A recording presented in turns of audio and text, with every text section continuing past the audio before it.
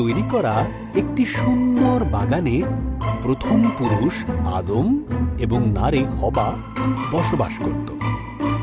কিন্তু শয়তান ছল চাতুরির মাধ্যমে সাপ সেজে আদম এবং হবাকে প্রলুব্ধ করল। সাপ জিজ্ঞাসা করল, এইসব গাছগুলির থেকে কি ফল খেতে ঈশ্বর তোমাদের বারণ করেছে? হবা উত্তর দিল, শুধু মাঝখানের গাছটির ফল খেতে বারণ করেছে।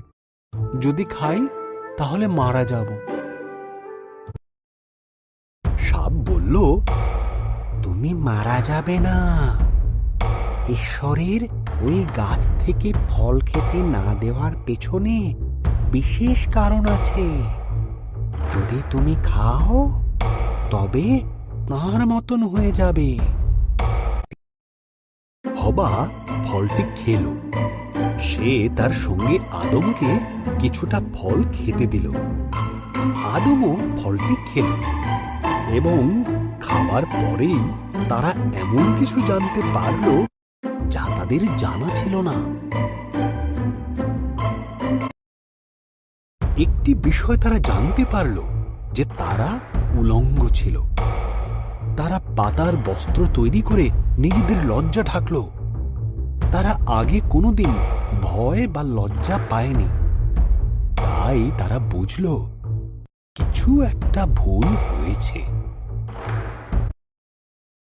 ঈশ্বর ডাকলেন, আদম, হবা। আদম উত্তর দিল, আমরা লুকিয়ে আছি, আমরা উলঙ্গ। ঈশ্বর দীর্ঘশ্বাস ফেলে বললেন, তোমরা ওই গাছের থেকে ফল খেয়েছ, তাই তোমরা জানো। তখন আদম হবাকে দোষ দিল, আর হবা সাপকে দোষ দিল।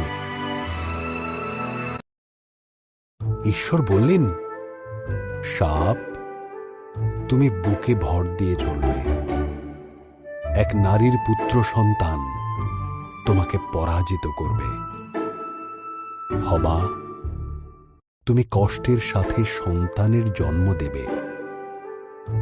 আদম, তোমাকে খাবার সংগ্রহের জন্য অনেক কষ্ট করতে হবে। এরপর ঈশ্বর আদম এবং হবার জন্য পোশাক তৈরি করে তাদের পরালেন আর বাগান থেকে বের করে দিলেন। ঈশ্বর এক স্বর্গদূতকে জ্বলন্ত তলোয়ার হাতে দিয়ে সেখানে রাখলেন, যাতে তারা আর ফিরে আসতে না পারে।